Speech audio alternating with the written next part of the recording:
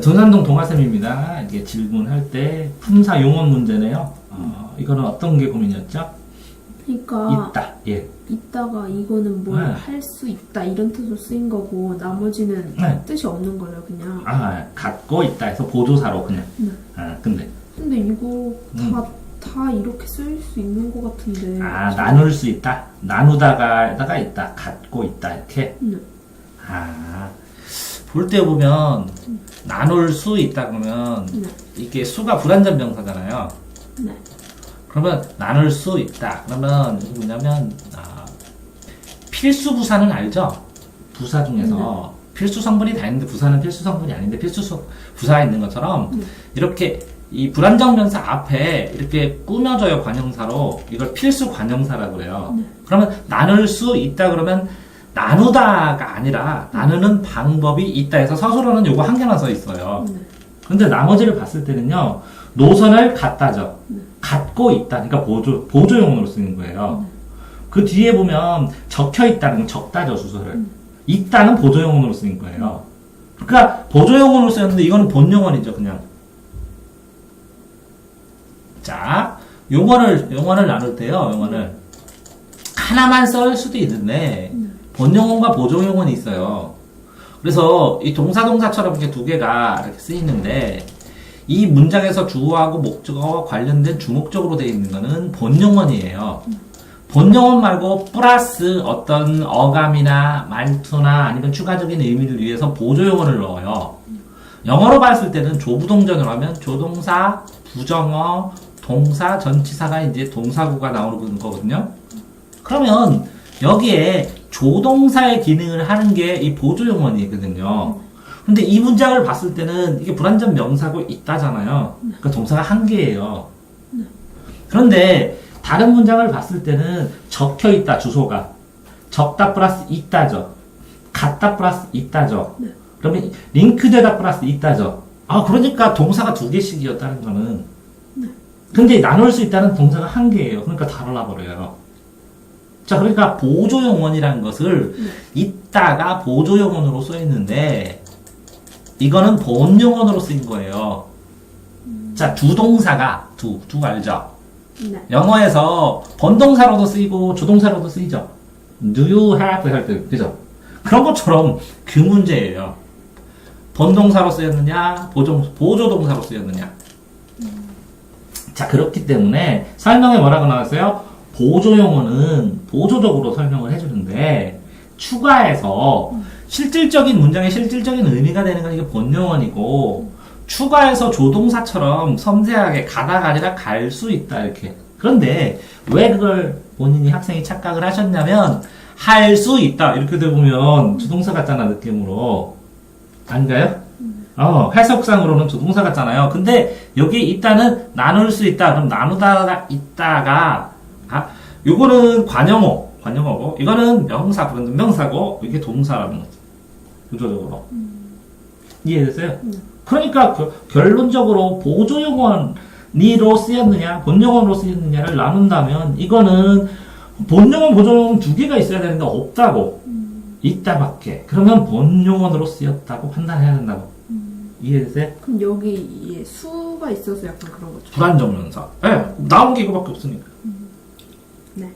그럼 됐나요? 네. 지금 그러니까 다시 헷갈리지 말라고, 이 동사라는 게 본동사로 쓸 수 있고 보조동사로 쓸 수 있다는 거지. 이해됐죠? 그러니까 조동사처럼 역할을 하는 게 보조용어이라는 거지. 근데 어떤 동사는 이렇게 본동사로 쓰이기도 하고 보조동사로도 쓰이기도 한다고. 영어에서도, 한국에서도 그게 있다. 어떤 거는 이건 본동사로 쓰이고 적혀 있다. 뭐 예를 들어서 그지? 그렇게 썼을 때 갖고 있다. 그러면 갖다 하고 있다가 두 개 다 쓰인 게 아니라는 거죠. 이해됐죠? 다음. 이거는 네. 이제 이가 네. 어떤 경우에 제 주동문이 성립하지 않는지를 알고 싶어. 주동문은 대응하는 주동문은 성립하지 않느냐. 그러면 이건 질문은 뭐냐면 주사능피거든요. 뭐라고요? 주사를 맞으면 주사능 맞으면 피한다. 그러세요? 주동 반대가 사동이에요. 네. 그럼 능동 반대는 피동이에요. 네. 근데 주동하고 사동, 이게 사여금사라 시키는 거예요, 사장이. 이거는 당하는 건데, 주동하고 능동은 구분할 방법이 별로 없어요. 그래가지고 주동과 능동을 구분하는 시험 문제는 잘 안 낸다는 거죠. 그런데 이 주동을 사동으로 바꿀 때, 예를 들어서 삼형식을 사형식으로, 사형식을 삼형식으로 바꿀 때, 누가 에게 누가 하는 걸 이렇게 뒤집어서 바꿔놓잖아요. 그러면, 요거에서, 이에 대응하는 주동문은 성립하지 않는다. 그럼 이를 보면, 우리가 집에서 소를 먹였죠. 소를 먹인다잖아요. 그러면, 먹인 사람들은 우리 집에서는 하지만 집이 자체가 우리 집에서는 하고 주어가 됐죠. 소를 먹인다. 그럼 소가 먹자잖아요. 그럼 이걸 바꾼다고 쳐봐요. 이렇게 두 개를. 소가 우리 집에서를 먹는다. 뭐 이렇게 이게 바꿀 수 있는 우리 주어 자체가 우리 집에서는 근데 우리는 이런 거잖아요. 집이라는 건 아니고 우리는 소를 먹이는 거야. 그러니까 소를 크게 키우는 거죠. 그럼 소가 뭐를 먹다. 이게 목적어가 되고, 이거 바뀔 수는 없는 거죠. 꼭 바뀌어야 돼요? 자, 그러면, 도둑이, 경찰에게 잡히다. 도둑이 뭐라고요? 경찰에게 잡히다. 그럼 바꾸면 어떻게 되죠? 경찰이 도둑을 잡다. 이렇게 돼야 되거든요. 그러면 주어하고, 목적어하고, 이 동사가 있는데 이거를 반대로 이렇게 씹혀서 된 게 아니라 거꾸로 아니면 더 잡다. 그래서 거꾸로 잡았다. 그러면 이게 먹인다. 그러면 소에게 이걸 먹으라고 시키는 걸 수도 있는데 사동이면 그죠? 그럼 주동이는 소가 스스로 알아서 먹어야 되잖아요. 근데 소가 스스로 먹는다. 이게 뭐를 먹는다. 소가 먹는다. 먹인다가 아니라 먹는다. 그러면 주동문은 시에 대응하는 자, 여기서 사동표현, 주동표현, 동작을 시키는데, 거꾸로, 소가, 우리 집에서는, 이 주어 자체가 우리 집에서는, 우리 집에서, 우리 집 전체 환경이 소를 먹이고 있는, 소를 키우는 농가다, 이런 거잖아요. 소가 무엇을 먹다, 이게 목적어가 없어 보여요. 일단은, 첫 번째. 그 다음에, 이런 식으로 생각을 해도, 도둑이 경찰에게 잡힌다면, 경찰이 도둑을 잡는다, 이렇게 나와야 정상적이거든요. 문장을. 근데 그렇게 바꾸어서 입장을 바꾸어서 만들어도 이거를 주동을 명확하게 성립시키지 못하니까 이거를 주동문으로 바꾸는데 애로사항이 있다. 성립하지 않는다라고 해도 틀리다고 하기는 좀 그래요. 됐어요? 근데 이런 거 할 때는 막 동생이 약을 먹었다를 사동으로 바꿀 때는 없던 주어를 막 추가해주고 이러잖아요. 그건 이제 동생이 어디 나와요? 그게 어머니께서 동생에게 약을 먹인다 하면 동생이 어머니에게 약을 받아서 먹었다. 뭐 이렇게 바꿀 수 있는 두 개가 동생이 약을 먹었어. 어머니께 받아서. 그러니까 에게를 하면 목적어가 두 개. 그러니까 이런 문제죠. 영어에서는 주어하고 동사하고 간목하고 직목이 있는데 직목은 물건이잖아요. 그죠? 근데 간목은 사람이에요. 그러면 사람하고 물건하고 이렇게 바꿨을 때 여기도 사람이고 여기도 사람이기 때문에 이걸 바꾸면 되거든요. 물건은 그대로 두더라도. 그쵸? 그런데 이게 누구누구에게에서 이게 목적어인데 간접 목적어가 목적어로 나오는데 우리나라에서는 에게를 필수부사라고 그랬어요. 그러니까 이렇게 필수부사가 나와서 이 동사를 충족할 수 있는 필수부사가 나와서 사람이 나오면 완벽한 문장을 만들 수가 있는데 그렇지 않을 때는 안 될 때도 있다는 거를 여기에다 설명을 쓴 것뿐입니다. 됐죠? 형식 바꿨을 때 이 문장을 써서 있는 문장 그대로만 했을 때 안 되면 세모를 치고 더 틀린 걸 찾아야 돼요. 완벽하게 안 되면 이 정도. 또 3번.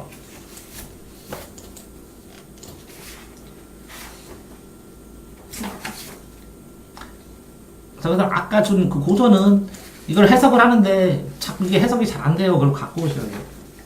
형광 펼쳐서. 그래서 그냥 무작위로 빠르게 해석하는 방법이 그거예요. 또 뭐죠? 이거는 네. 피동 표현이 행위제가 안 나타날 때 사용된다 했는데 네. 5번은 너 안 나타난 거 아니에요? 한강의 12번째 다리가 놓아질 것이라고 합니다. 근데 놓아지면 한강에 누군가가 놓는다는 거죠? 그럼 생략된 거죠? 네. 그렇게 해야 된다. 근데 이제 그 주어 생략이 외국어에는 없는데, 네. 영어는 없는데 우리나라에 많기 때문에 주어까지 넣어서 생각하는데 당연히 그 관공서 같은 데서 놓잖아요. 네. 그래서 당연할 때 많이 생각하죠. 또요. 이거는 강 마르다에서 강이 네. 실질적 의미가 없고 나머지 다 있대요. 근데 이것도 약간 의미가 있는 거 아니에요? 그 단어를 어느 문장에서 쓰여요? 강마르다? 강 마르다. 강마르다. 네. 이게 하나의 동작으로 이렇게 됐다. 깡마르다, 강마르다 라는 거잖아요. 네. 근데 깡마르다는 아주 말랐다는 거잖아요. 이거 부사죠. 근데 마르다죠. 그럼 실질적인 의미가 있냐 없냐를 했을 때는 어근이냐의 뜻이죠. 강은 그냥 아주 말랐다 그냥 이런 뜻이니까. 어느 정도. 근데 이걸 띄었을 때 이거를 어근으로 봐야 될 것이냐. 네. 근데 어근은 강하다면 강하다 아니잖아요. 전부 다 안 되기 때문에 그냥 접두어로 봐야죠. 네. 그러니까 이걸 파생어로 본다는 거죠. 네. 그럼 됐나요? 근데 첫사랑도 파생어 아니에요? 첫 번째라는 뜻이에요. 단어. 이건 합성어예요? 네. 제가 볼 때는. 그럼 이거 다 합성어예요? 나머지는? 자, 그러면 구분은 이렇게. 게임에는 단식하고 복식이 있죠. 네. 그 단일화하고 복합어가 있는데. 복합어는 합쳐져서, 복식은 합쳐서서 하기도 하고, 합쳐진다는 것은 마음에 합치니까 A와 B가 동등하게 어근어근으로 붙는 건데, 파괴돼서 또 뛰면 어떤 애는 대충 뛰고 어떤 애는 열심히 뛰고, 이거 접두와. 어떤 애는 열심히 뛰고 어떤 애는 대충 뛰고, 이렇게 전미어, 이렇게 나오거든요. 그럼 이게 합성어고 이게 파생어거든요. 말은 정확하게. 이게 단일어고 이건 복합어고. 그런데 첫사랑이라고 했을 때 첫 번째라는 게 명확하거든요. 처음이란 게. 그러니까 어근이라고 봐야 된다는 거죠. 그다음에 사랑이라 그러면 근데 단어를 만들었을 때 이게 단일어, 이 첫사랑은 단일어는 아니잖아요. 네. 복합어인데 네. 첫 번째와 사랑 이란 게 명확하기 때문에 합성어로 봐야 된다는 거죠. 그러니까 그러면 이 첫이 접두어예요, 어근으로 봐야 돼요. 해서 접두사, 접미사를 따로 공부하라고 그러는데 많이 보고 경험을 안 쌓으면 네 능력으로 이건 맞을 거야, 틀릴 것이야 이렇게 생각을 하면 힘드니까 접두사, 접미사 부분만 또 따로 찾아보라고 그러는 거예요. 일단 첫은 어근으로 보입니다. 처음이라는 뜻은. 됐나요? 그럼 됐어요? 그러니까 요거를 일부러 설명해 준 거예요. 이렇게 단복, 합학. 그 용어를 합쳐져 있잖아. 이거를 합쳐졌다, 복합하고 합성하고 바꿔서 생각하면 굉장히 혼란스러워요. 됐어요? 또 4번. 그게 이제 처음부터 이론을 내가 가르쳤으면 다 이거를 막 경고해놓고 막 해놨을 텐데 그냥 쭉 가서 또 이거는 네. 뭐지? 이렇게 문장이 있을 때 청자랑 주체랑 있을 때 더 높은 사람 한 명만 높여야 된다는 거잖아요. 그러니까 그렇죠. 예를 들어서 A랑 B랑 대화를 하는데 구체적으로 해야죠. 이렇게 예를 들어서 나랑 누구랑 아빠랑 얘기하면 할아버지 했을 때는 높여주면 되는데 할아버지 얘기를 해야 되는, 그죠? 근데 나랑 할아버지랑 얘기할 때는 아빠 얘기를 하면 할아버지를 높여야지 아빠를 높이면 안 된다는 거죠. 근데 네. 뭐지? 이렇게 그러면은 도착하신대요를 낮춰야 되는 거예요? 아니죠. 이 도착하신대요의 서술어는 누군가요? 할아버지께서 아버지, 할아버지께서 오시는 거잖아요. 주어가 할아버지잖아요. 그러면 주어하고 서술어와의 관계에서 할아버지를 높여야 되니까 높이는 방법은 조사를 할아버지께서도 하지만 오신대, 이 존칭 시를 쓰죠. 당연히 높여야죠. 그러니까 지금 질문하신 건 뭐냐면 어떤 문장을 했을 때 이게 누가 듣느냐가 중요하지만 이 주어하고 서술하고 짝을 잡는 게 중요하죠. 이 주어는 이 서술어와 관련돼야 되니까 이 주어를 중심으로 생각했을 때는 할아버지는 당연히 오셔야죠. 네. 근데 아버지 했을 때 아버지하고 여기다 뭐 아버님, 아버지하고 듣는 분은 할 때 아버지 당연히 할아버지보다 더 낮으니까 다 높여서 말해도 상관없죠. 그러면 여기서는 이 거의 똑같은 건데 그럼 오시래요 이건 왜 안 돼요? 이거 아버지, 할아버지께서 안방으로 오시라고 그랬으면 안방으로 오라고 누가 얘기했어? 할아버지. 할아버지께서. 근데 누구 오라고 그랬어? 아빠. 그러면 오세요 이렇게 얘기했어? 아니요. 오라. 그랬잖아. 네. 오라셔요 이렇게. 오라고 그러면은 하셨어요. 오는 주체가 아버지니까 그때는 오라셔요 이렇게 하는 거고 오라고 하셨어요를 주는 거야. 오라셨어. 그럼 도착하신대요는 할아버지가 도착하니까 이렇게 안 오케이. 자, 봐. 네. 오라셔요를 그렇게 보면 오라셔요. 네.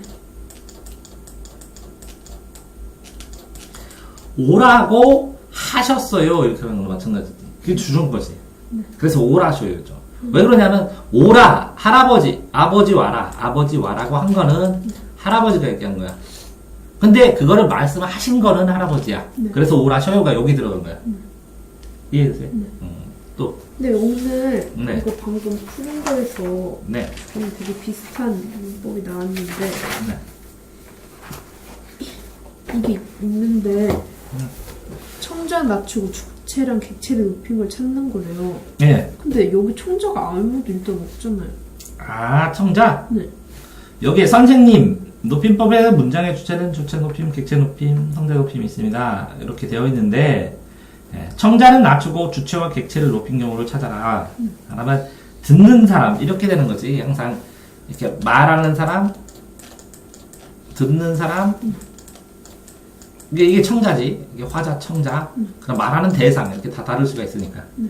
그러면 청자를 뭐라고? 청자는 낮추고 주체는 이거지. 주체 높임. 네.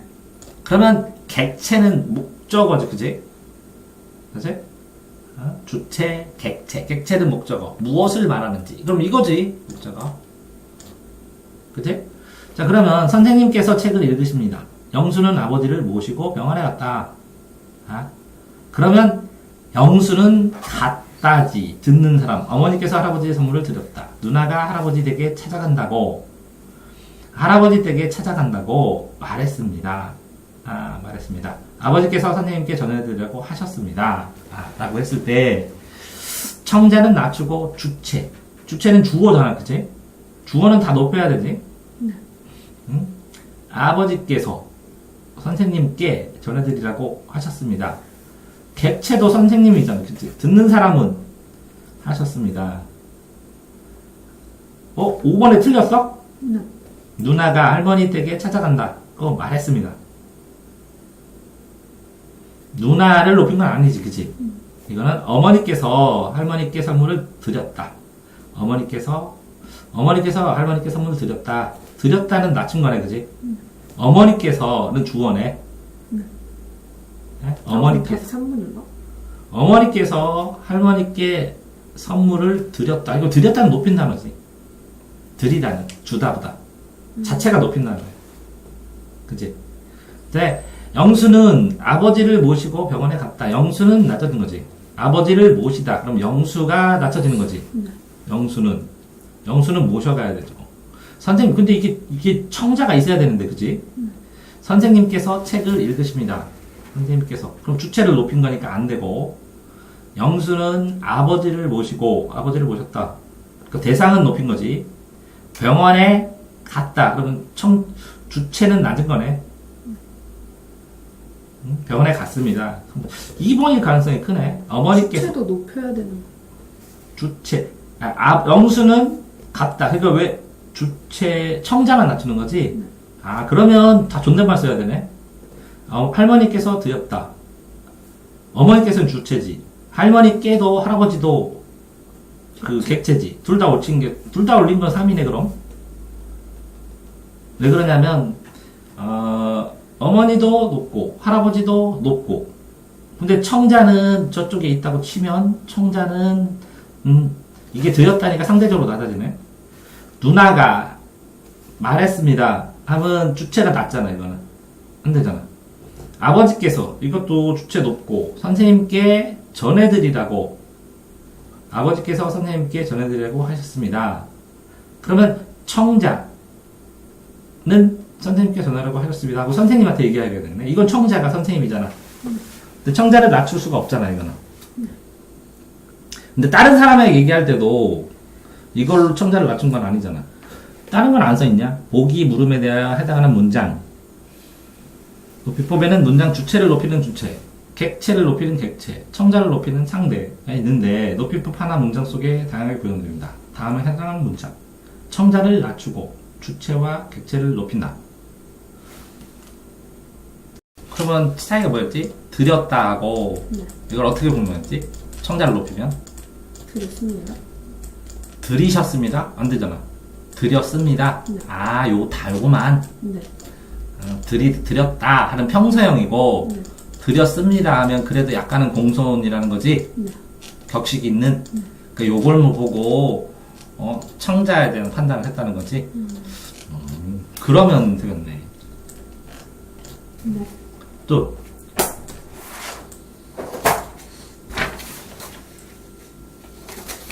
국어를 풀다 보면, 아니, 이게 다 안 맞아갖고 이게 답인 경우, 이게 설명을 못해도, 이래도 맞히는 거고, 다 알아도 맞히는 거고. 또, 이거는 이거 막 모음 부들부들 바들바들 이런 식으로 바꿨을 때 음. 내용이 바뀌는 것들을 고르는 거거든요.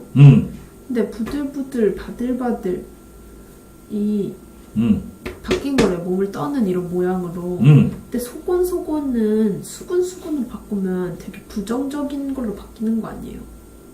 아, 그건 네 느낌일 뿐이고. 아니에요? 그러니까, 소곤소곤하고 수근수근 했을 때 소근소근 좀 작게 얘기한 거고, 수근수근은 조금 큰 소리를 부르는 거로 보이는데, 내가 볼 때는. 근데 부들부들도 몸을 떠는 거고 바들바들도 몸을 떠는 거 아니에요? 어디에서, 부들부들 떨 때 하고, 바들바들 뜰 때 하고, 네.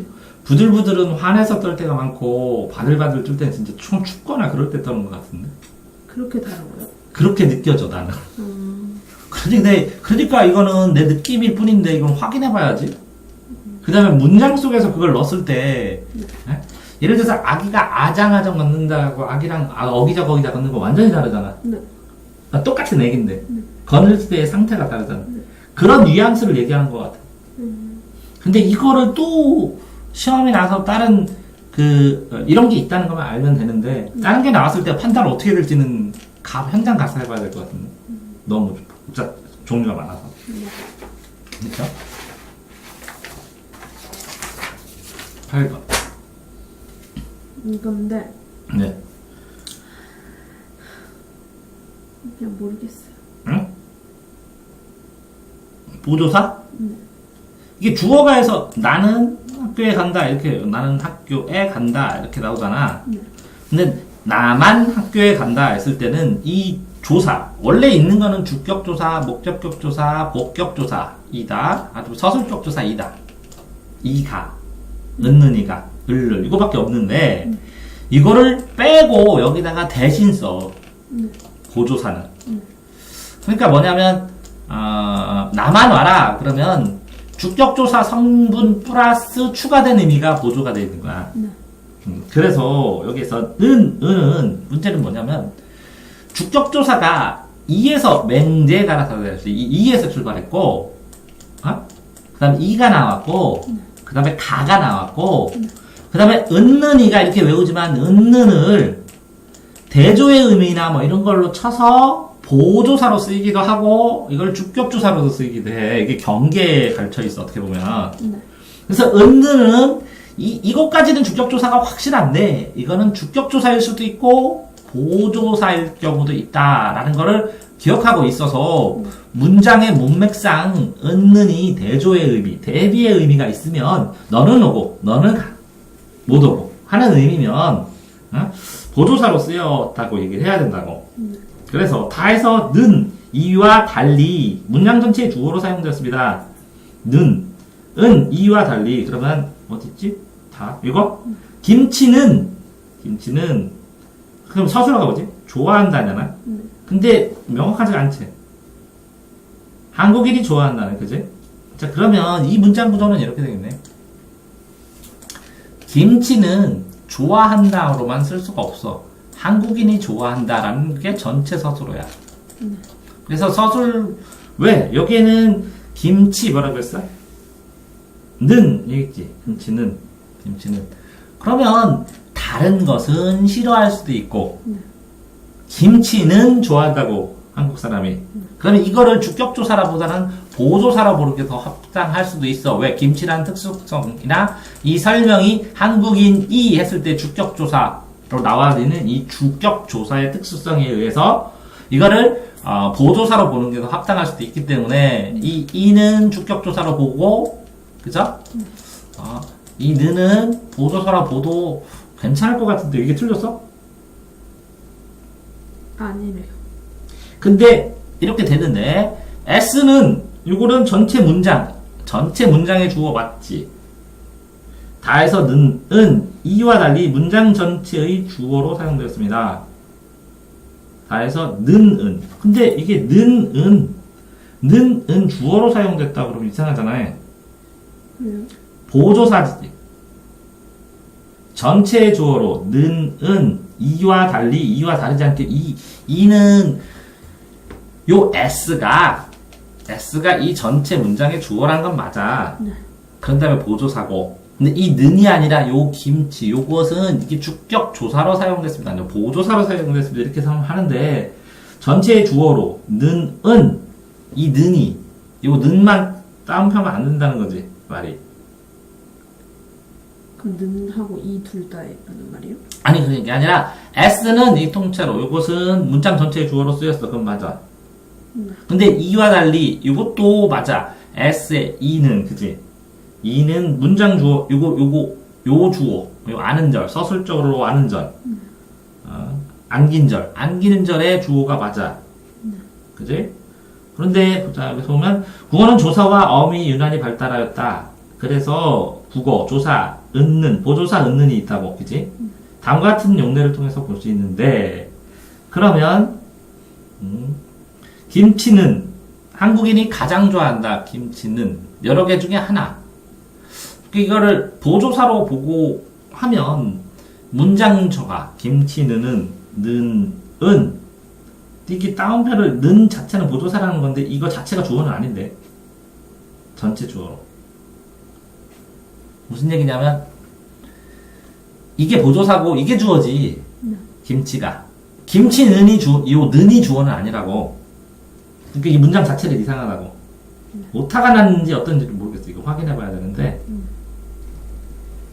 써있을 때 김치는 한국인이 가장 좋아한다 했을 때 한국인이 좋아한다. 그죠? 무엇을 좋아한다. 원래는 김치를 좋아한다. 그지? 그 문장을 원래는 한국인이 김치를 좋아한다. 이렇게 돼야 정상적인데 한국인이 가장 좋아한다 라고 김치를 강조하기 위해서 앞으로 이걸 뽑아내서 김치를 한국인이 가장 좋아하는데 이거를 는으로 써버린 거야. 그러니까 실제적으로 문장 전체에서 구실은 목적어야. 그치? 근데 이걸 는으로 썼어. 그러면 김치는 한국인이 가장 좋아한다. 김치는 한국인이 좋아한다. 이렇게 쓰고 목적어 없잖아. 그치? 이 생략적으로 이걸 김치로 썼다. 근데 이걸 보조사로 볼 수는 있어.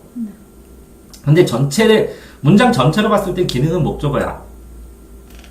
목적어를 해야 합당한데 평범한 문장인데 이걸 썼어. 그러면 이거를 이렇게 고치는 게 합당해요. 이런 판단을 하지 말고 이것만 봤을 때는 김치는 좋아한다.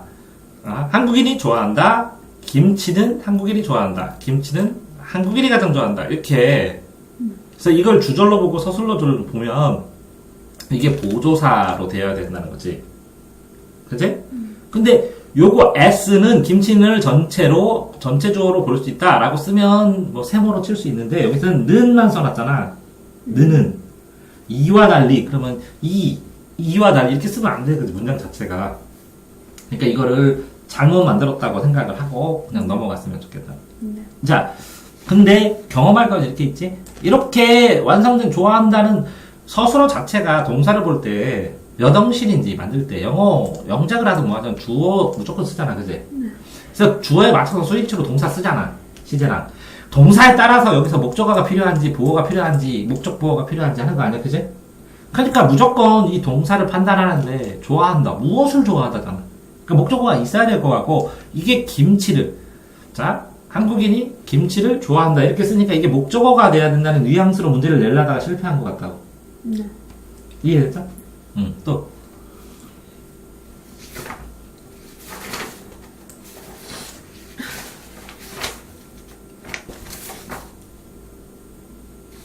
이게 네. 그 뭐지 주어가 생략되는 네. 그 얘기를 하는 건데 네. 이거 4개는 제대로 생략이 됐다는데 네. 잘 이해가 안 돼. 아, 어제 태어났답니다? 응? 이렇게 물어보는 일에 환자 어디 갔어요? 뭐 어제 태어났어요. 분명히 앞에서 언급을 했기 때문에 에? 어디 갔어요만 중심으로 하는 거야. 누구를 하는 거 확정되고. 응? 그럼 생략됐어, 주어? 네. 그럼 그걸 봤단 말이지. 그러면 야, 너 어제 그거 봤냐? 그랬더니 안 봤어요. 나 안 봤어요. 뭐. 네가 그걸 봤단 말이지. 주어가 없다는. 보다 해서 주체니까 네가 그걸 봤단 말이지. 이렇게. 그리고 바라던 숲에 이르렀다. 네가 바라던 숲에 이르렀다. 아무래도 그 일을 네가 해야 되겠어. 자, 됐죠? 네. 자, 그러니까 이게 뭘 생각하냐면 이게 주어에서 주어하고 목적어하고 서술어인데 이게 주어와 목적어의 관계가 서술어거든요. 네. 그래서 무엇을 하잖아요. 그럼 무엇을 할 사람을 찾으면 돼요. 무엇을 했으면 무엇을 할 사람이 누군가. 그럼 이 사람이다. 그럼 주어가 생략된 게 다 나와요. 이해됐죠? 그러면 태어난 사람, 본 사람, 잃은 사람, 한 사람, 그러니까 사람이래요. 근데 그 사람이 불이야 아니죠? 네가 불이야 아니고 나도 내가 불이야도 아니고. 됐죠? 네. 근데 불이야는 뭐라고요? 주변이 불이야. 됐나요? 네. 다음 거.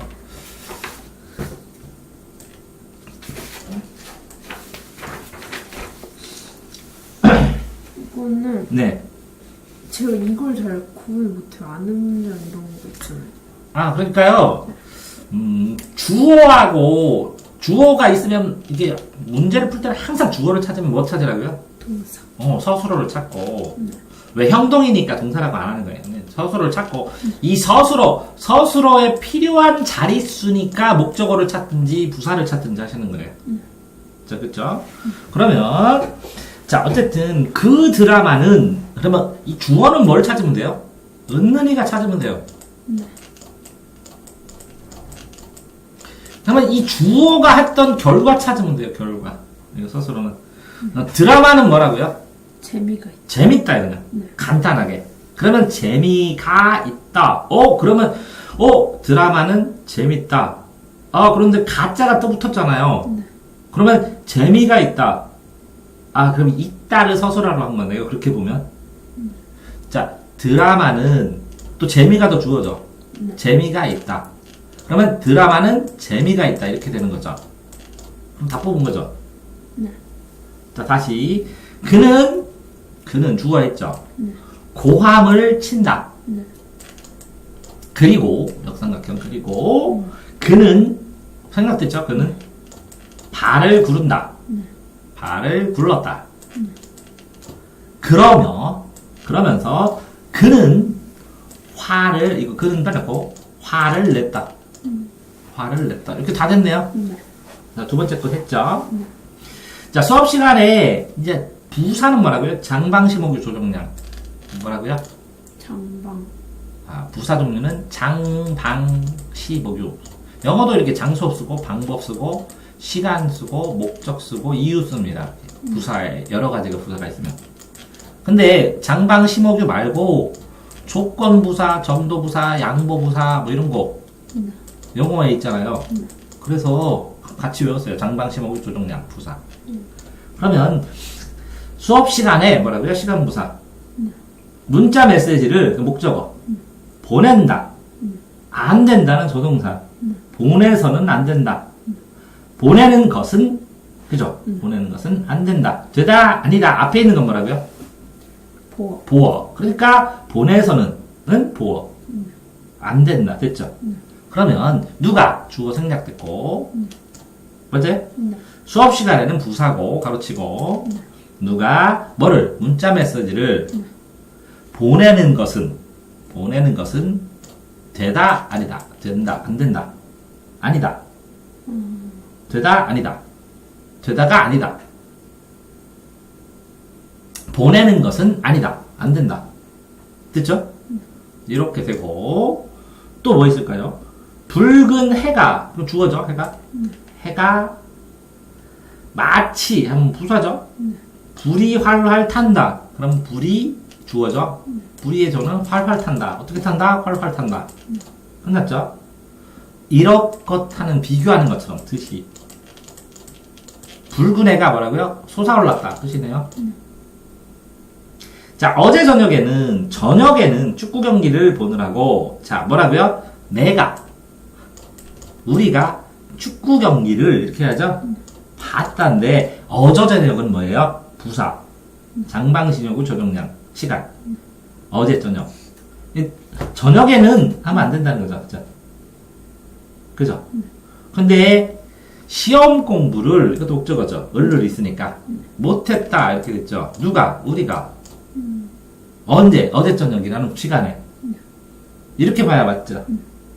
자, 그러니까 이 말투에서 기본적으로 진짜 쓰는 거는 은는이가 을을 이다. 그 다음에 자, 이런 요 주어하고 목적어를 꾸며주는 관형어죠. 관형어로 요거하고 요거 꾸며주는 이 관형어하고 요게 주어 서술어 관계를 만들 수도 있으면 관형절 명사절이고 그죠? 주어를 했는데 서술어를 찾았더니 이 서술어로만 못해 불완전해. 그래서 주어 서술어에서 만들어주면 서술절이고 그 다음에 인용하면 인용절이 되는 거고 근데 이제 부사만 생략할 수 있으면 충분히 이렇게 할 수 있는 방법이 생기죠. 됐나요? 그럼 설명 또 뭐 해야 돼요? 다 했어요? 이 문법이요? 요거. 네. 다 됐어요? 네.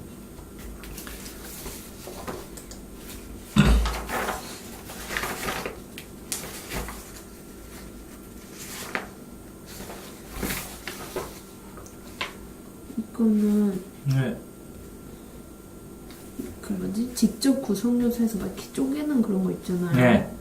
근데 이 디귿이 게으른 토끼와 거북이로도 쪼갤 수 있고 게으른 토끼, 거북이 이렇게 쪼갤 수 있대요.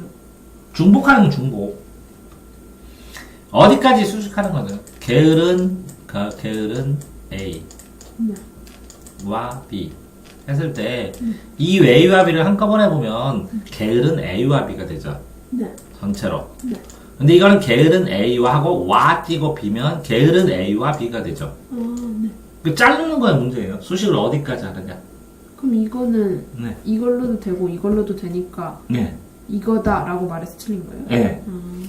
그러니까 어떻게 자르는 게 문맥적으로 맞는가. 그러니까 와, 과를 쓸 때 이 와가가 이게 게으름의 이게 관형어니까 관형어의 수식 범위에 대한 문제죠. 네. 또예요? 그리고 사회라는 단어가 셀 수 없는 거예요? 뭐라고요? 사회가 셀 수 없는 명사예요. 사회? 사회를 1, 2, 3, 4로 쓸지는 못하잖아요. 셀 수 있는 가산명사하고 불가산명사하고 나오는데 가산과 불가산. 고추 고물집 했을 때 사회 그러니까 셀 수 있다? 개수를 구별할 수 있는데 예를 들어서 전통사회, 현대사회 했을 때는 사회의 종류가 되니까 셀 수는 있겠죠. 네.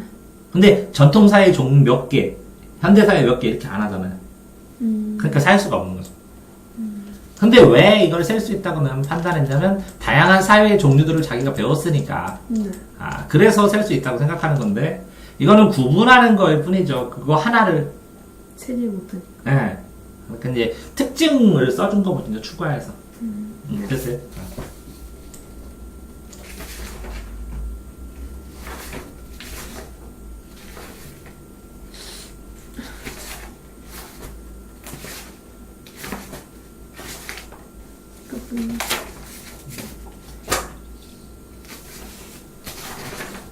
그냥 한번 확인하면 좀 들쯤집하라고 한번 쭉 확인하면. 네. 또 이거는 이로가 오늘로니까 시간을 나타내는 격조사가 맞는 것 같은데 틀렸다고 해가지고. 시간을 나타내는 격조사? 네. 로. 여기는 뭐라고 나와요? 부사격조사? 오늘 자체는 그냥 시간인데 오늘도. 네. 그러니까 부사격조사는 그것이 부사인지, 그러면 여기에 똑같이 오늘로 했을 때 로 받침 없는 체언이나 받침 있는 견 리을 받침으로 끝나는 뒤에 붙어서 부사격으로 조사다. 세 번째가 그렇지. 일로 하면 뭐라고? 이게 뭐라고? 명사죠. 네. 일로가 붙으면 일 때문에 이런 거잖아요. 네. 영어에서 전명구는 부사구죠. 전치사 명사하면 어디 가냐? 투스쿨 학교에 이렇게. 네. 전명구는 부사구가 되죠. 네. 그러면 이 전치사와 같은 게 요거야. 로. 네. 그래서 이 일은 원래 명사거든. 네. 근데 이 전치사인 로가 붙어서 이건 우리는 후치사로 되지. 이건 교차고 접차고 부차고기 때문에 이게 우랄랄타 이게 특성이기 때문에. 그러면 일로는 부사가 돼버렸잖아. 그러면 부사격 조사야 이게. 부사를 나타내는 거야 이게 전체를. 그런데 오늘이란 건 그냥 부사야. 네. 오늘로 와라. 오늘 와라 해도 똑같아. 네. 이 부사격 이제 이걸 전성어미라고 해서 성격을 바꿔준다고. 네. 전성어미로 보다를 복이랑 봄을 만드는 것처럼 이 로를 붙이면 이게 부사의 자격을 획득하는 그런 특성으로 쓰이는 걸 여기서 질문한 거거든. 다른 거는. 네. 근데 이거는 부사에다 부사를 붙인 거야. 오늘은 명사 아니에요? 오늘도 시간부사 아니야? 오늘 세 번째. 아, 그렇게 시간으로? 명사? 자, 시험을 보는 것이 오늘 세 번째, 오늘로. 그래서 오늘로 세 번째이다. 자, 시간을 나타내는 격조사인데 자동차 면허 시험을 보는 것이 주어지, 그치? 세 번째이다. 세 번째이다. 그치? 오늘까지, 오늘을 해서 순서를 세워보니 세 번째이다. 그러니까 오늘로. 오늘 세 번째이다. 그러면 로가 부사격 조사가 아니라는 거지. 이게 답에서는. 시간을 나타내는 격조사. 아, 이게 오늘이란 시간이 아니잖아. 지금 이런 뜻 아니야? 그러니까 시간이 이게 오늘이라는 의미로 말로 썼지만 시간을 나타내는 게 아니라 지금까지 계산해보면 이런 뜻으로 쓰인 거 아니야? 해석해?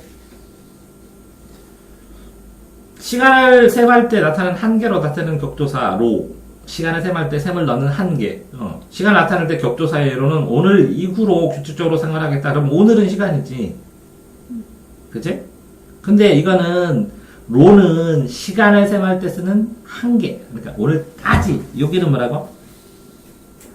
오늘까지라는 뜻이라는 거지. 그러니까 오늘이라는 게 지금까지라는 의미. 네. 현재까지 세 번째다라는 것이잖아. 그러니까 오늘이라는 느낌으로 쓴 게 아니라는 거지. 그러니까 시간의 의미를 나타내는 게 아니라 지금까지 총 합쳐서 뭐 이런 의미로 쓰인다는 거지.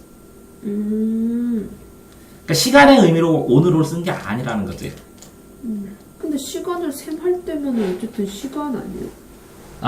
그러니까 시간을 셈하는 게 아니라 시간을 셈할 때 이거에서 여기까지의 한계치. 시간의 한계치라는 의미로 쓰였다고. 시간이 아니라. 네. 애매하긴 하지. 시간의 한계치. 지금까지 해서. 그러니까 오늘이라는 거를 오늘, 내일 하는 의미로 쓰면 안 된다는 거지, 여기서. 네. 근데 이렇게까지 자세히 내요? 그러게. 또.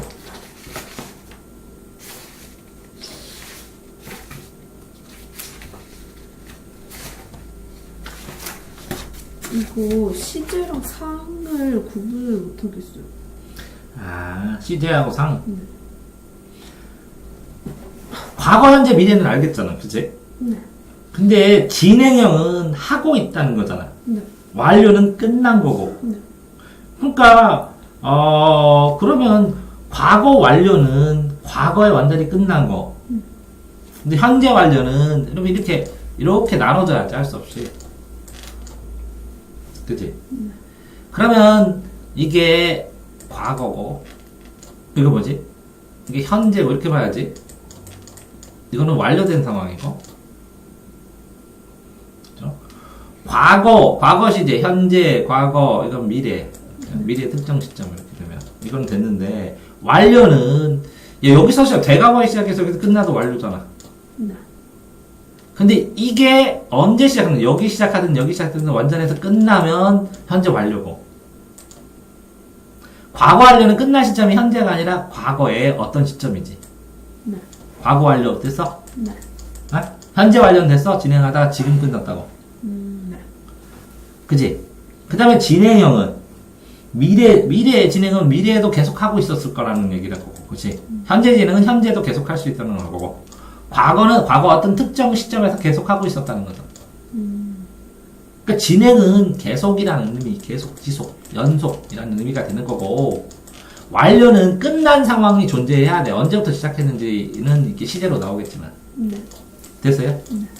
그 정도고 문장이 나와야지.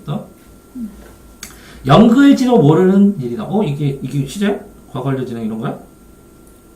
그냥 먹고 있었다 이런 거잖아. 밥을 먹고 먹는 중인 걸 보고 있었다는 거지.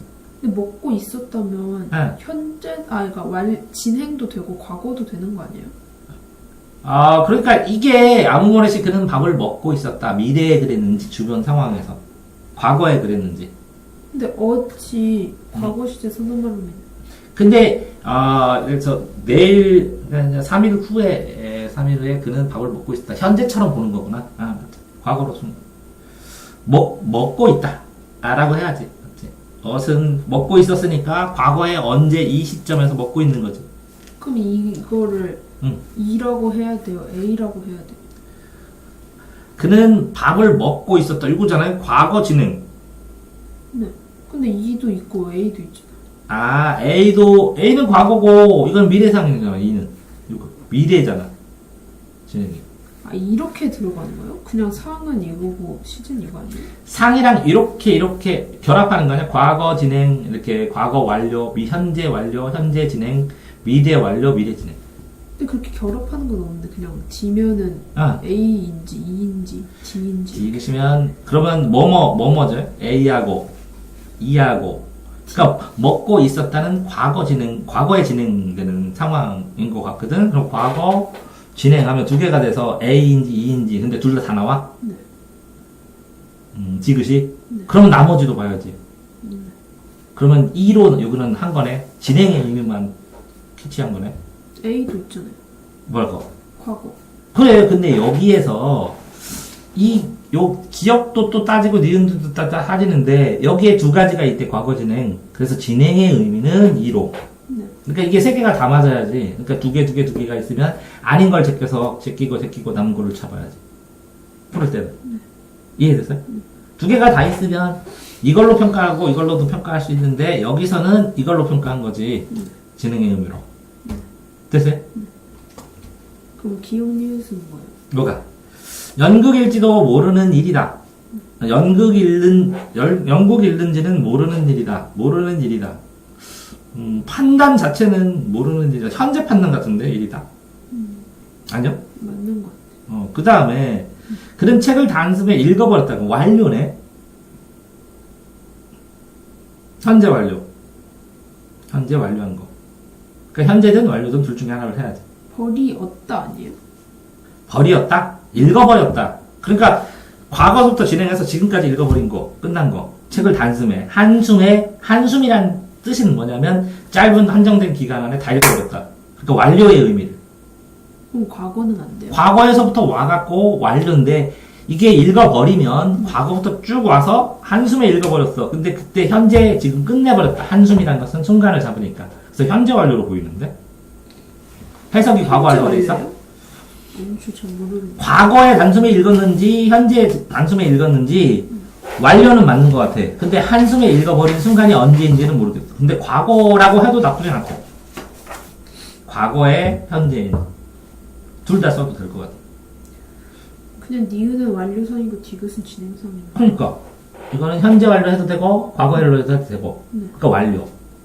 아, 이건 먹고 있는 거는 먹고 있는 게 과거에 먹고 있었다니까 과거 진행 가능성이 크고 그런데 진행상 그래서 진행상만 뽑은 거고 이건 완료상만 뽑은 거고 그지? 그러니까 두 개가 다 될 수 있으면 두 개 다가 아닌 건 아니다라고 놓고 선택하고 선택하면 나머지가 있는 선택이 되지. 됐어요? 네. 또요? 이거 아까랑 똑같은 건데 네. 청자 그러니까 그 주체를 높여야 되는 거잖아요. 음. 할아버지가 음. 아버지가 내려오는 거니까 음. 내려오라 이렇게 해서 음. 맞추는 게 맞는 거죠. 아까 오라셔. 내가 오라셔. 오라고 하셨어. 이렇게 하십니다.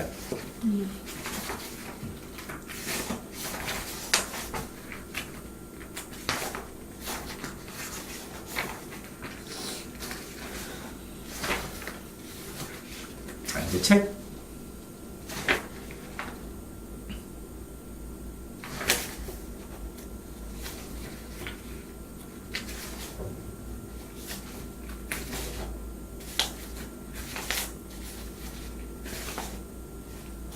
끝난 거 책. 네, 뭐죠? 나는 네. 이런 거 딱 봤을 때 음. 맞다 되다가 동사고 붙다 형용사고 이런 걸 모르겠어. 아이고, 그 동사하고 형용사 이게 구분법 따로 정리해줘야 되는데, 찾아서.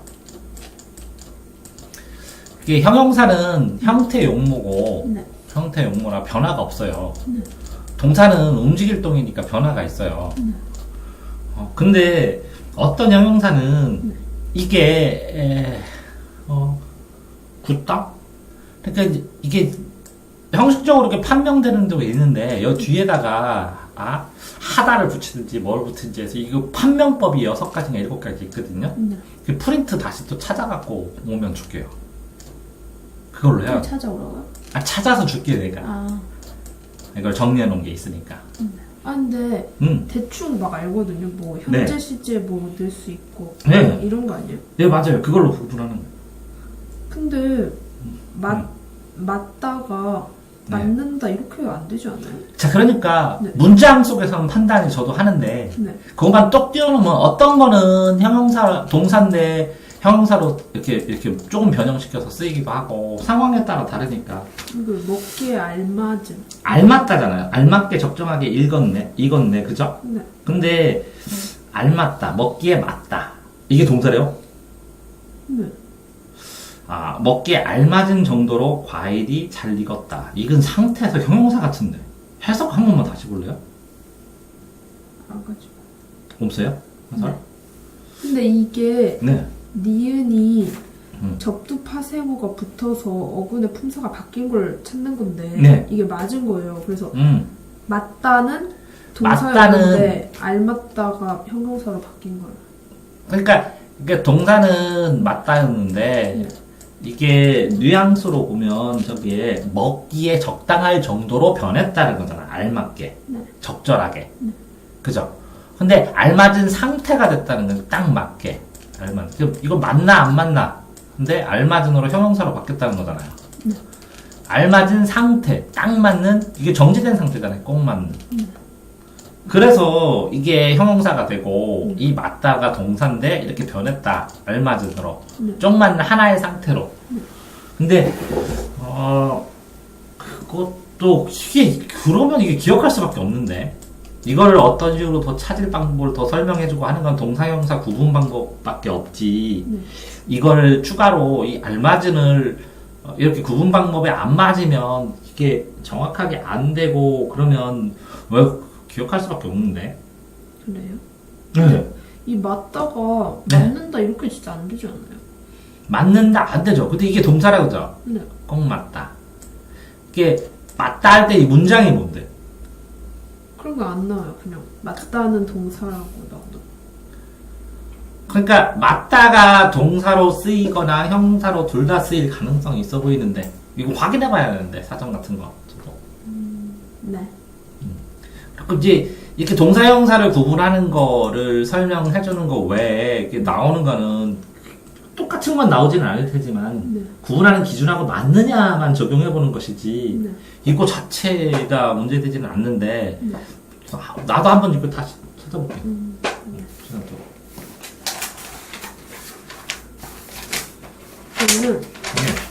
저는 이 시 있잖아요. 네. 근데 이 시가 대상한테 말을 건네는 방식이라는데 이게 어떻게 아 그거요? 잠깐 이거예요? 사랑하는 이여 이거 아니에요? 예. 그러면 너를 기다리며 이렇게. 근데 이거 없으면 안 되죠 그럼. 그거 말고요. 네. 앞에 보면 내가 오기를 한 그 자리에 기다리는 동안 발자국은 쿵쿵거린다. 내게 온다. 끊고. 안다. 끊고. 사람이 모든 사람이 너였다가 네. 너였다가 너일 것이었다가 다시 문을 닫힌다. 닫고. 사랑하는 이유. 요거네요. 요거 하나네요. 말하면. 이거 하나 때문에 그런 거예요? 예. 왜 그러냐면 있다 했다 다 단데 네. 사랑하는 이유. 이거 하나만 이유로 끝나네요. 문장 안에서. 시를 끊을 때 지금 뭘 잘못하고 계시는 거냐면 네. 시가 이렇게 문장이 이어졌으면 이렇게 문장마다 다 끊어주셔야 돼요. 그러면 구조가 보여요. 요게 있는 한 문장 한 문장 이렇게 끝나요? 아니죠. 한 문장은 자, 그 자리에 동안 발자국은 쿵쿵거린다까지가 한 문장이에요. 한 문장. 그 다음에 뭐래요? 온다도 한 문장이에요. 안다도 한 문장이고. 있을까? 해도 되는데 너였다가 닫힌다. 여기까지가 한 문장. 이어가 한 문장. 간다, 오고 있다, 가고 있다, 가고 있다. 그럼 다 나뉘죠? 그 서술의 흐름을 보면 다로 끝나죠, 가군으로. 근데 여기 하나만 이어 이렇게 돼 있죠? 저 위에 까도 하나 있긴 있지만, 그죠? 마침표 찍어놨어요, 안 찍어놨어요? 안 찍어놨어요. 찍어놨습니다, 다. 까는 안 찍어놨지만, 이어도 안 찍었지만, 다 이렇게. 그게 한 문장입니다. 네.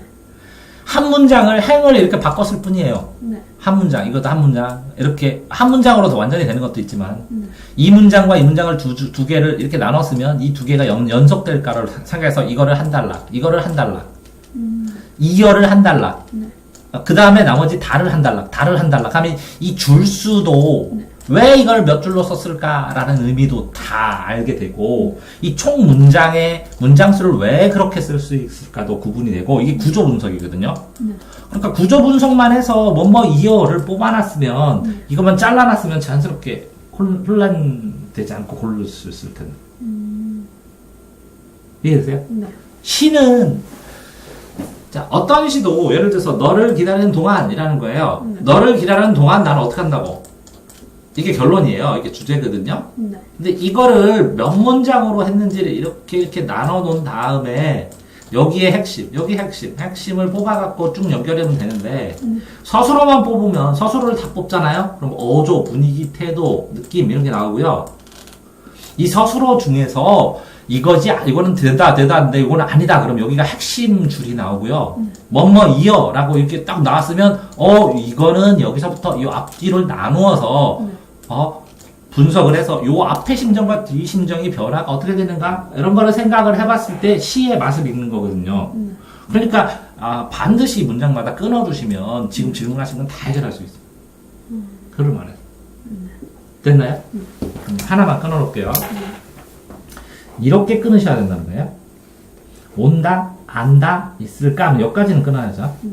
다음에다, 다 하면 여기까지 닫힌다까지 끊고, 사랑하는 이유 끊고, 근데 이어지죠, 이렇게. 그럼 이렇게 끊어줘야 되죠. 그럼 사랑하는 이유, 마침내. 그럼 이게 주제죠. 너를 기다리는 동안 나는 너에게 안다. 이게 끝이에요, 주제예요. 그런 다음에, 오고 있다고, 가고 있다, 이렇게 해줘야 돼요. 그렇다면, 요걸 중심으로 해서, 이만큼 앞에는 다시 문이 닫힌다죠. 근데 사랑하는 이유, 나는 너한테 가고 있다는 거죠. 마침내는. 닫히지만 가죠. 그 여기가 핵심 구절이죠, 이만큼이. 이해됐나요? 또요. 이거 1번 공감각적 심상 얘기인데 네. 다가오는 모든 발자가 내 가슴이 쿵쿵거린다 하면은 네. 시각을 청각으로 했으니까 네. 공감각적 아니에요? 그건 이제 많이 사람들이 착각을 하는데, 공감자일 때 이렇게 두 개에서 감각이 일단 한개야 돼요. 그다음에 이 감각의 표현도 있고 이 감각에 표현돼 있어요. 종소리의 동그라미처럼. 감각이 두 개가 표현돼 있어야 되고, 이게 달라진 감각이고, 전이 변이가 돼야 되는데, 자, 모든 발자국을 왜 시각이라고 했어요? 발자국이니까 생김새로. 근데 내 가슴에서 쿵쾅거린다, 라고 하면, 자, 이 감각이 뭐예요? 원감각이? 둘 중에서요? 네. 저 모르. 그거 주고 다가오는 모든 발자국이잖아요. 기다리는 동안. 네. 그러면 발자국 시각이 원감각이 있죠. 다가오는 발자국이 있죠. 그걸 어떻게 느낀다고? 쿵쾅거리는 청각으로 느낀다고. 그런데 발자국 시각을 청각으로 표현한 거야? 이 발자국을 느끼는 걸 청각으로 표현하는 것 뿐이야. 네?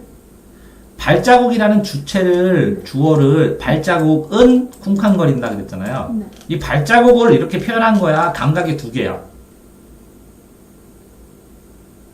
감각이 하나인데 두 개로 표현된 거야. 발자국을 쿵쾅거린다고 표현한 것 뿐이냐고. 발자국 쿵쾅거린다. 그래. 그러면 발자국은 시커멓게 쿵쾅거린다 이렇게 하면. 시커먼하고 쿵쾅거리는 안 많잖아. 그러니까 이 두 개는 한꺼번에 두 개로 표현한 것 뿐인데, 이 발자국이란 것은 주어잖아, 그치? 자, 눈이 차갑다. 그러면 감각이 두 개입니까? 눈이라는 건 시각적으로 볼 수 있으니까 눈 시각이고, 차갑다는 촉각이니까 공감각이에요? 아니잖아요. 그러면 발자국이 쿵쾅거린다. 그럼 청각만 있는 거죠. 근데 이거는 눈은 진짜 차갑잖아. 그쵸. 그러니까 눈은 차갑다. 네. 근데 발자국 걸어올 때 들리는 소리가 쿵쾅거리는데 그 소리가 쿵쾅거리죠. 이 소리가 있고 이 쿵쾅거린다는 건 마음이 쿵쾅거린다는 거죠. 그러니까 청각이 청각으로 보이는 거죠, 그냥. 이제 뭘 착각을 하는 거냐면 시각의 의미에 대해서 착각하는 거예요. 시각은 뭐라고요? 색채가 나오든지 명확하게 빛이 나오든지 이렇게 됐을 때 시각인데 아이들은 보이는 건 다 시각이라고 생각해. 지금 질문자가 말씀하시는 것처럼. 그쵸? 그러니까 발자국은 쌤 시각으로 보이잖아요. 그런 다음에 보이는 거 하고 쿵쾅거린다는 거는 청각이잖아요. 아니요, 내 가슴에 쿵쾅거리는 거잖아요. 내 가슴에서. 그죠? 그냥 쿵쾅거린다는 시각. 발자국으로 걸어오면 쿵쾅쿵쾅 할 것 같은 느낌.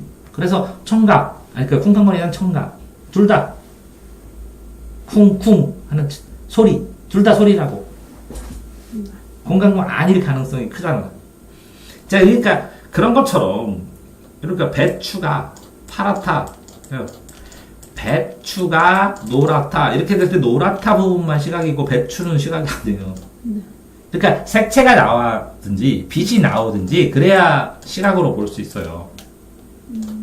아니면 어떤 A에 대한 거를 보이는 것처럼 표현했든지 명확하게. 그러니까 발자국을 시각으로 볼 수 없다는 거예요, 제 얘기는. 됐나요? 이런 거는 검은 발자국 하면 시각 맞습니다. 검은 그림자 하면 맞습니다. 근데 검은 그림자가 내 가슴에 쿵쿵거리는데 이렇게 하면은 그땐 공감각적이야? 검은 그림자가 그것도 이거는 이 한 문장에서 검은 그림자가 쿵쾅거린다. 그러면 검은 그림자가 쿵쾅거린다. 이게 검은 그림자가 있어야 되는데 검은 그림자 그죠? 그거를 쿵쾅거린다 하는 소리로 변형시켰으니까 이거는 공감각 될 가능성이 있죠. 그러면 이때는 발자국을 시각이라고 볼 수 없다는 제 생각에는. 근데 발자국은 꾹꾹 찍히죠. 그런데 내 가슴에 쿵쿵거린다. 그러니까 이 발자국이 쿵쿵거리고 온다고 느낀 것이지 이거를 시각이 발자국 자체가 쿵쿵거리는. 그러니까 발자국이 있는데 이 발자국이 이렇게 오는 요 과정 쿵쿵 그죠? 발자국은 쿵쿵거리고 온다 내 가슴에. 다가오는 발자국이니까 수식어가 이렇게 오는 과정이 쿵쿵거리는 소리로 들린다 이렇게 보이는 것이지 이 과정이 쿵쿵거린다는 것이지 쿵쿵쿵쿵 이렇게 한 발자국씩 이 표현, 발자국 자체가 쿵쿵거림이라고 쓴 건 아니라고. 이해됐어요? 동시에 이 감각과 이 감각이 똑같아야 되는 거예요. 예를 들어서 공감각 보면 종소리의 동그라미 있잖아요. 종소리인데 이게 원래 감각은 소리라고. 그게 동그라미로 보인다고. 그러니까 종소리의 동그라미, 종소리가 동그랗다 이렇게 해도 되죠. 근데 이 소리라는 건 명확하고 동그랗다는 거는 동그라미라는 시각으로 명확하고 퍼지는 시각 현상으로. 근데 발자국이 오는 과정이 쿵쾅거린다고 그러는 거지 발자국 자체가 쿵쾅거리는 건 또 아니거든. 이게 설명을 이렇게밖에 못하겠는데 또 한번 연구를 해볼게. 근데 시각할 때는 뭐라고 이렇게 색채, 빛 이렇게 명확해야 된다고 본다고. 또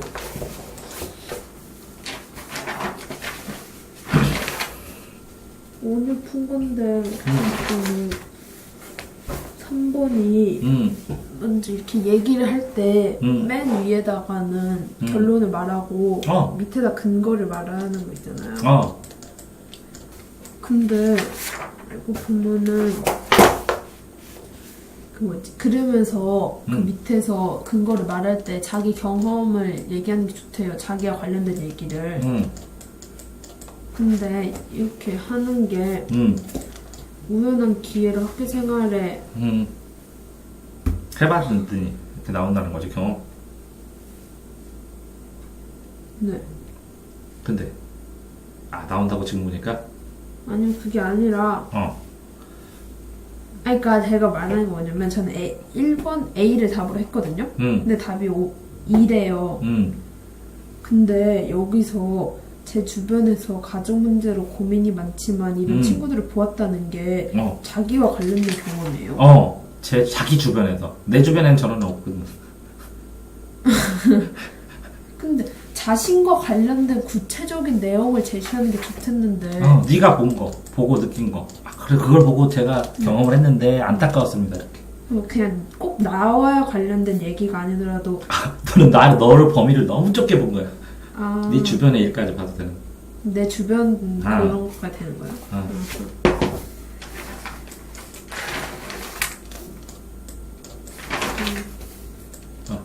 그리고 여기서 가정이 뭐예요?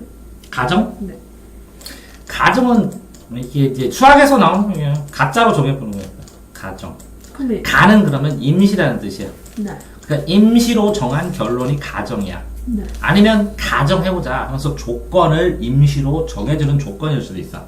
이 정해진 게 가설, 가짜로 설정한 가정이면 네. 이런 설이 있다고 청소하자. 네. 그러면 이게 일반화된 증명하기 전 단계의 일반화된 이론일 수 있어. 네. 이런 가설이 있다고 치자. 네. 그거를 이렇게 나누어서 증명을 해보는 거를 이렇게 연역법이라고 그러고, 이거를 다 증명을 해서 공통된 결론을 만들면 이게 귀납법이라고 그러고, 그럼 귀납적으로 일반화했다는 거고, 그래서 이 귀납적인 결론을 보니까 나도 이런 가설을 만들 수 있지 않을까 이런 이유에서 하고 만드는 거는 또 이건 유비출이라고 그러고, 유비출이라고 하고, 그래서 또 연역법을 하고 또 모아서 귀납법을 하고, 이걸 반복해서 귀납과 연역이 계속 나오지. 그런데 그럼 이거 뭐 목표나 기준에 맞고 안 맞으면 헤아려. 목표나 목표나 기준에 맞고 안 맞고 판단. 판단? 어. 근데 여기 바로 뒤에 판단이 나왔는데 판단은 이거 있던데 뒤끝. 사물의 인식의 논리나 기준에 따라 판단 여러 가지지. 판단이니까 저기는 판정이라고 나왔네. 판단과 판정은 같은 거지. 그럼 C도 판정이에요? 목표나 기준에 맞고 안 맞음을 헤아려봄? 네. 그거는 정오 판단인데, 그지? 기준에 맞는지. 적합성, 적합성이라고 그러는데, 저게. 맞는지 안 맞는지가. 합치되는지, 적당한지, 합치되어 있는지. 네. 근데 맞나, 안 맞나, 기준에 안 맞고를 판단하는 거지, 그지? 네. 그러면 맞을 수도 있고 안 맞을 수도 있지. 네. 이런 건 타당성이라고 그러는데. 그럼 타당이에요? 타당. 맞는지 안 맞는지. 네. 그걸 판단하는 건 타당성 판정. 네. 네. 그럼 다 나오면 된 거야? 또. 이거는 가의 이유를 추론한 거랬는데 이건 한 여기만 읽고 풀 수 있을 것 같은데 진짜 모르겠었거든요. 근데 그냥 찍어서 맞은 것 같은데 한 번만 여기 읽고 설명해 주시죠. 이거? 네. 가의 이유? 네. 그럴 때는 가는 뭐야? 요거. 자, 가는 철학적 좀비에 대해 철학하는데 철학에 대해 생각 안 하는 게 철학 좀비인가 보네. 철학적 좀비에 대해 철학에 의해서 좀비를 따져보자도 되네. 시체인데 철학적 좀비라는 것은 그지? 철학적 좀비에 대해 따져본다면 기능론은 잘못된 이론이다. 이론이 된다. 네. 그지? 그런데 그러면 철학적 좀비와 기능론하고 갈등론 이걸 찾아야 되는 거고 이러한 존재를 철학적 좀비란다. 그 위에 나오네. 네. 가 위를 읽으면. 그런데 이거 보면 그런데 기능론처럼 정신 상태를 인과적 역할로 정의한다면 그게 뭐냐면 기능론하고 갈등론이 있을 때 기능론은 갈등론하고 차이가 갈등론은 A, B의 대립 개념이 있어야 돼. 이게 아니면 이게 B야. 근데 이거 갈등 그런 얘기는 아니에요. 아니 그러니까 이제 이게 배경 지식으로 해주는 거예요. 자, 부자가 있으면 부르주아가 있으면 필하게 일하는 노동자가 있어야 되니까 이렇게 쭉 계급으로 딱 단절되어 있다. 그래서 이거를 완전히 박살내갖고 얘가 다시 차지해야 되지 이 두 개가 화합할 수 없다는 게 갈등론이고 그래서 계급이란 말을 쓰고 기능론은 화합도 돼. 상층, 중위층, 하위층 있지만 얘가 여기 올라가기도 하고 얘가 여기 내려가기도 하고 얘가 여기 올라가기도 하는 거야. 그러면서 상위층의 역할, 중위층의 역할, 하위층의 역할처럼 요 한 덩어리를 이렇게 잘라서 적절하게 조화를 시킨다는 거야. 나름의 역할을 하면서 기능론은. 이해되세요? 이제 그런데 여기서 하지만 기능론의 문제가 제기된다. 인간에게 꽃이 피면 아프다 하는데 꽃이 피는 거는 팔을 꽃이 폈는데 뇌에서 얘기를 하잖아. 아프다고. 그러니까 꽃이 피는 거는 감각을 인지하는 거고 뇌에서는 아프다고 판단을 내리는 거고 그걸 말로 소리를 내는 거. 각각의 역할을 한다는 게 기능론의 문제라고. 자, 그래서 소리를 내는 입력, 출력만 있는 것이 아니라 아픔을 느끼는 판단작용을 뇌에서 해줘야 된다고. 그래서 꽃이 필 때 아픈 느낌은 다른 사람에게 어떻게, 얼마나 아픈지 어떤지 이렇게 수치로 보여줄 수는 없지만 나에게 분명히 있는 어떤 주관적 감각, 머릿속에 판단하는 남들의 데이터는 못 지키지만 주관적 감각, 경험이 있어야 된다는 거고 그걸 감각질이라고 한대. 그러면 무슨 얘기냐면 내가 쟤를 사랑하는데 사랑이 다 똑같아? 정의해보라고 되게 여러 가지로 쓰는 거는 감각질의 다른 표현이라는 거지. 그런데 기능론에서처럼 정신 상태를 인과적 역할, 원인과 결과가 명확하게 있지, 인과적인 거는. 그럼 인과적 역할을 할 때 인간과 똑같지만 감각질은 없는 존재가 있다고 생각해봐. 인과적 역할은 인간과 똑같은데 전달이 다 됐는데 그런데 그거를 머릿속에서 아픔을 느끼고 주관적인 판단을 못 낸다고. 그게 철학적 좀비라고. 그러면 철학적 좀비에 대해 따져본다면 기능론은 인과적으로 다 연결돼서 서로 간의 역할을 하면 다 제대로 해야 되니까 그지? 그런 판단을 못하는 것은 좀비는 이상한 거라는 거지. 철학적 좀비는. 자, 여기서 보면 1번은 감각질인 인간의 정신과 무관하지는 않지, 그지? 있다고 그랬고 감각질이 없는 인간은 존재하지 않기 때문이다. 왜? 그러니까 철학적의 인과관계는 무조건 다 있지. 감각질도 있지. 그러니까 근데 저 철학적 좀비는 감각질의 기능을 잘 안 하지. 주관적 기능을. 그러면 사람이 아니지. 그러니까 감각질이 없는 인간은 존재하지 않는데, 그러니까 기능론으로 봤을 때는 철학적 좀비는 그거 이해가 안 되니까 잘못된 이론이라고 생각할 수 있지. 자, 여기에서 보면 기능론으로 치면 인과관계가 되어 있어야 되고 A로 꽃이 피면 B로 얘기하는데 이가 주관적 감정에 대해서 표시를 하는데 이게 다 누구나 다 있다는 거지. 근데 이게 주관적이라고. 네. 사람마다 다른. 그러니까 이걸 이렇게 표현했지만 사랑에 대해서 애가 사랑을 느꼈다면 네. 그 사랑에 대한 표현은 누구나 다 하겠지만 전부 다 주관적으로 다 다르게 한다고. 그제? 네. 이렇게 되어야 되는데 이 기능론은 이런 인과적 관계가 있어야 되는데 여기서 보면 감각질이라는 것도 인간이 다 있고 이게 감각질이라고. 감각에 따라서. 자, 그러면 이기론으로 쳤을 때 이는 원리인데 그거에 대해서 기가 일어나고 사단은 원리인데 그거에 대해서 칠정이 다 있는데 당연히 칠정이 사람마다 또 다르다는 거지. 그래서 감각이, 이건 감각이잖아. 이건 이성적 판단이고. 이성적 판단과 감각적 판단을 둘 다 할 수 있어야 인간이라는 거잖아. 이기론에 의하면. 사단 칠정론도. 그런데 1번 감각질은 인간의 정신과 무관한 건 아니지. 좀 다 있지. 요거. 그치? 다 있지. 감각질이 없는 인간은 존재하지 않지. 당연히 있지. 자, 당연히. 그치? 무관하기 때문에 틀린 거고, 상식적으로. 2번도 감각질이 없는 인간은 존재하지 않으니까 이건 맞는 거고, 감각질이 물질을 구성하는 핵심 조직이 아니라, 요거를 물질로 만들어서 이걸 판단하는 주관적인 거잖아. 심리적인 거. 맞죠? 그러니까 이것도 틀린 거고. 4. 감각질은 특정한 물리적 상태와 무관하지 아니라, 이 감각질은 무관하지 않고, 여기서 꼽아주면 그걸 또 판단하는 거잖아. 자, 감각질이 없다면 철학적 좀비는 존재할 수 없기 때문이다. 감각질이 없는 게 철학적 좀비 아니야?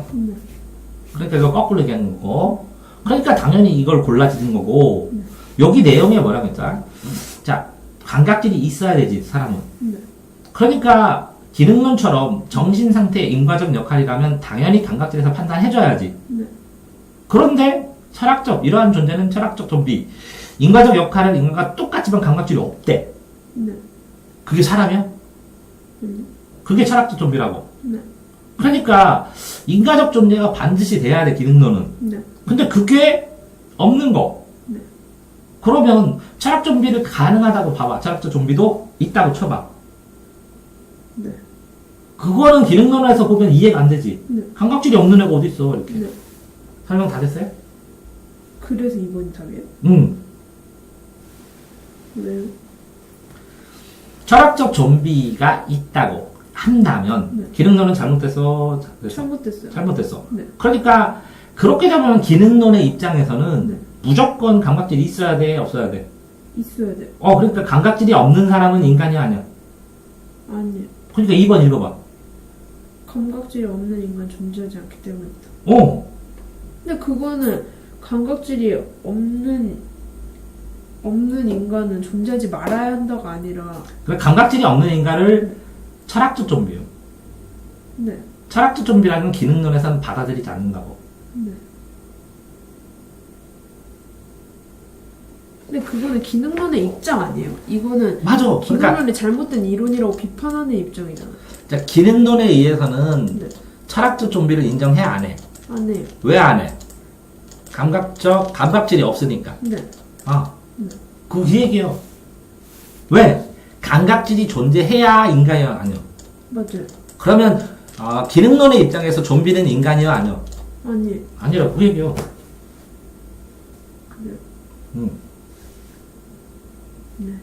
좀 복잡하면 다음에 한번 또 읽어. 설명은 다 반복해서 해준 거야.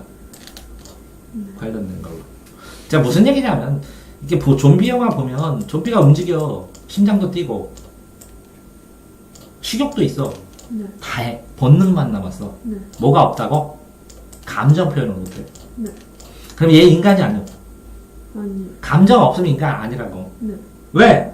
감정이 있어야 인간이고, 감정이 없는 인간은 존재하지 않는다고. 그게 기능론이라고.